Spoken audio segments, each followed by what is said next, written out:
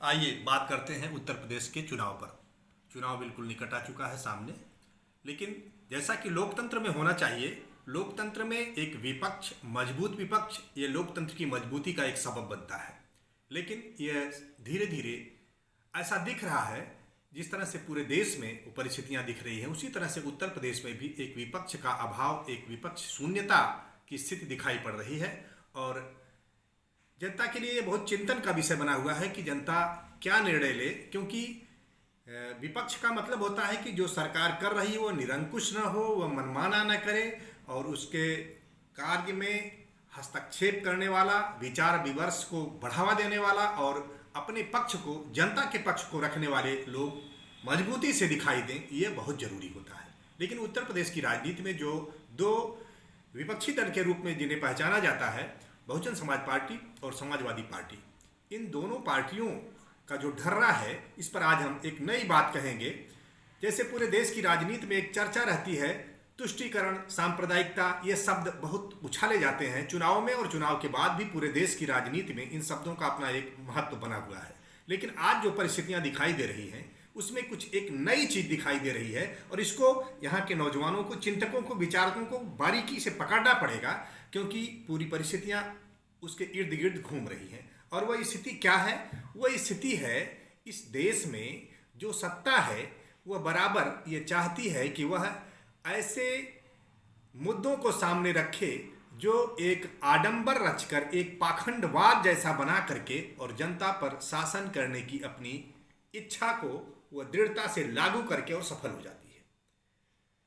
इस भूमिका में, इस दिशा में पहले जो सत्ता में रही कांग्रेस और उसके बाद आज भारतीय जनता पार्टी ने भी उस रास्ते को अख्तियार कर लिया है। और जो बचे खुचे लोग हैं, चाहे बहुजन समाज पार्टी हो, चाहे समाजवादी पार्टी हो, ये लोग भी उसी रास्ते पर चलकर उसी तरह से जनता को जाहिल बना करके, उसको मूर्ख बना करके, उसकी ठगी करके सत्ता को हासिल करने के लिए बिल्कुल लगे हुए हैं। तो आखिर फिर सवाल ये उठता है कि जब सबका एक ही एजेंडा है, एक ही मुद्दा है, एक ही रीति नीति है, तो हम फिर परिवर्तन का मतलब क्या हुआ? जनता बार बार सोचती है कि इनको हटाओ, उनको लाओ, कोई परिवर्तन होगा, कुछ बदलेगा, कुछ नीतियों में परिवर्तन आएगा, कुछ जनता की जो असली जरूरत है जमीन पर, वहां तक कुछ बदलाव आएंगे। लेकिन इस दिशा में अभी तक कोई सफलता नहीं मिल पाई है। कोई, जब एक पार्टी वही बात करती है तो दूसरी पार्टी उसका विरोध करती है, दूसरी पार्टी सत्ता में पहुंच करके फिर जब वही करती है तो पहले वाली पार्टी विरोध करती है। इन लोगों में कई बार संभावनाएं दिखती हैं, चाहे वो हमारे देश के प्रधानमंत्री में हो, चाहे वर्तमान मुख्यमंत्री में हो, और भी दूसरे नेताओं में जो संभावनाएं दिखती हैं, वह जैसे ही मौका मिलता है वो पता नहीं क्यों वह उड़न छू हो जाती हैं, छूमंतर हो जाती हैं, उनका अता पता नहीं चलता।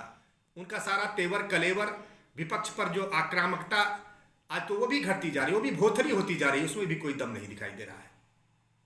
अगर एक पार्टी मूर्तियों की, पत्थरों का विरोध करती है, कभी भारतीय जनता पार्टी ने मायावती के द्वारा बनाए गए जो पत्थर के तमाम मूर्तियां बनाई गई थी, तमाम इस तरह के विकास किए गए थे, जिसमें हमारे महापुरुषों को लेकर के बहुत बड़ा धन उस पर व्यय किया गया था, उसको हम एक स्मारक के रूप में भी देख सकते हैं। उसके सकारात्मक नकारात्मक दोनोों पक्षों पर चर्चा हो सकती है। तो उसका व्यापक विरोध करने वाले लोग वो भी मूर्तियों पर उतर आए, चाहे वो पटेल की मूर्ति हो, चाहे वो अयोध्या में व्यापक मंदिर और मूर्तियों की बात हो, चाहे बड़े पैमाने पर कहीं दिवाली मनाए जाने की बात हो। इस तरह के लुभावने और तात्कालिक ऐसे मुद्दे जिनका जन सरोकार से कोई मतलब नहीं होता है, आभासी और वायवीय इस तरह की बातें खड़ी करके लोगों की भावनाओं को गुमराह करके उस पर काम किया जाता है। इस दिशा में अगर हम देखें तो अखिलेश जी कभी कहते हैं कि हम विष्णु का मंदिर बनाएंगे, हम परशुराम की मूर्ति लगाएंगे। अरे मूर्ति किसी की लगाइए, बात तो वही हुई, तो आप फिर किसी की मूर्ति का विरोध नहीं कर सकते। अब सवाल यह है, जरूरत यह है कि ये लोकतंत्र है, और लोकतंत्र में यहाँ के लोगों की शिक्षा, स्वास्थ्य, रोजगार जो मुख्य मुद्दे हैं, जिनके बिना हमारा समाज पीछे चला जाएगा और निहायत बुरी दशा में लोग गुजर रहे हैं। लोग आज रोजगार को लेकर के कितने तनाव में हैं, कितने दबाव में हैं, कितनी स्थितियां खराब हैं, इन बातों की कोई चर्चा नहीं हो रही है।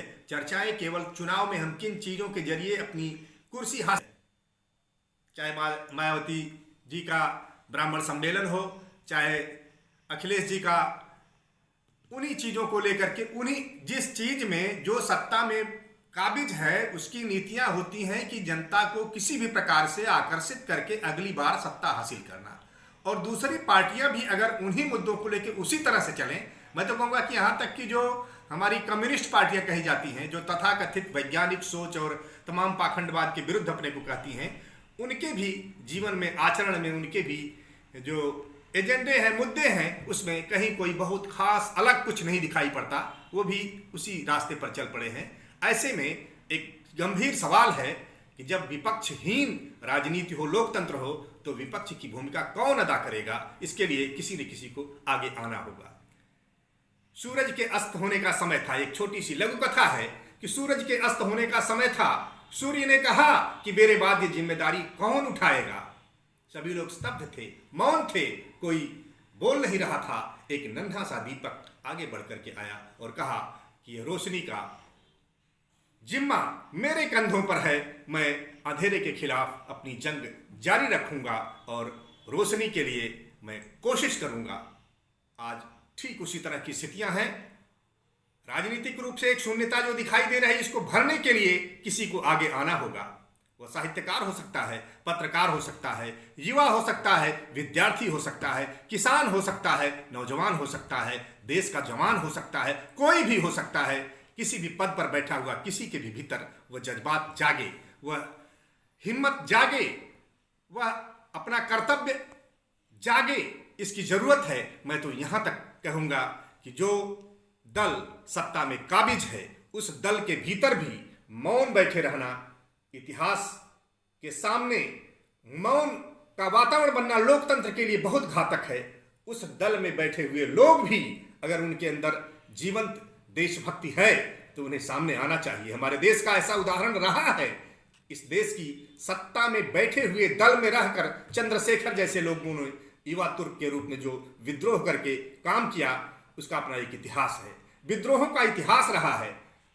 चुपचाप किसी की जय बोलना, सत्ता की जय बोलना, उसकी चापलूसी करना, उसका मक्खन लेपन करना, यह कोई अच्छा लक्षण नहीं है। इसलिए आज जरूरत है कि उस दल में बैठे हुए लोग, किसी दल में बैठे हुए लोग, मूलतः हम भारतीय हैं, हम अपने राष्ट्र की, अपने देश की, अपने समाज की और जन सरोकार की चिंता अगर नहीं करते हैं तो हमारे जिंदा होने में शक लगता है। जिंदगी जिंदा दिली का नाम है, मुर्दा दिल क्या खाक दिया करते हैं। सरकार किसी की बने, सत्ता किसी की आए, लेकिन कम से कम जन के प्रति उसकी जवाबदेही का लगाम कसना होगा, उसका घघेला पकड़ना होगा। अगर ये नहीं हो पाता है तो हम दुनिया में सबसे बड़े लोकतंत्र का जो एक चोंगा ओढ़े हुए हैं, जो एक चर्चा करते हैं, जो एक बात करते हैं, वो बेमानी हो जाएगी। इसलिए आज जरूरत है कि हम सभी साहित्यकार, पत्रकार, चिंतक, विचारक, किसान, नौजवान, जिनके अंदर भी जिंदा दिली शेष है, वो सभी लोग किसी एक दल के विरुद्ध नहीं, इस व्यवस्था को बदलने के लिए काम करें। जो भी दल हो, दल आते रहेंगे, जाते रहेंगे, बदलते रहेंगे, लेकिन सबकी कारगुजारियां, कारस्तानियां एक जैसी दिख रही हैं, और वह है जनता को मूर्ख बनाने की, जाहिल बनाने की, बेवकूफ बना करके काम साधने की। और यह बेवकूफी भरा रास्ता, बेवकूफ बनाने का रास्ता, किस दिन इस पर रोक लगेगी, किस दिन इस पर ये थम सकेगी? इसके लिए ये काम तभी हो पाएगा जब इस देश में नए तेवर, नए कलेवर और नए विचारों के साथ, साहस के साथ सच कहने के लिए लोग तैयार हों, आमादा हो जाएं, तभी यह हो सकेगा। और इसके लिए कुछ नया करना होगा और विपक्ष की भूमिका में इस देश के जिंदा लोगों को आना होगा, जिनको मौत की परवाह नहीं हो। किसी कबीर को आना होगा, किसी चंद्रशेखर को आना होगा, किसी को तो आना होगा, और तभी यह लोकतंत्र सही दिशा में जा पाएगा। पक्ष और विपक्ष दोनों चाहिए। विपक्षहीन राजनीति सर्वनाश की राजनीति होगी, वह सत्ता को जनपक्षधर नहीं बना पाएगी। इसीलिए जहां राजनीति आगे हो और समाज पीछे हो, वहां कोई मंगलकारी भविष्य नहीं दिखता है। समाज आगे, सत्ता पीछे, तब तो होगा स्वस्थ विकास। सत्ता आगे, समाज पीछे, तब तो होगा सत्यानाश। इस सत्यानाश से बचाने के लिए आइए, आप सभी का आह्वान है, कुछ करने की जरूरत है।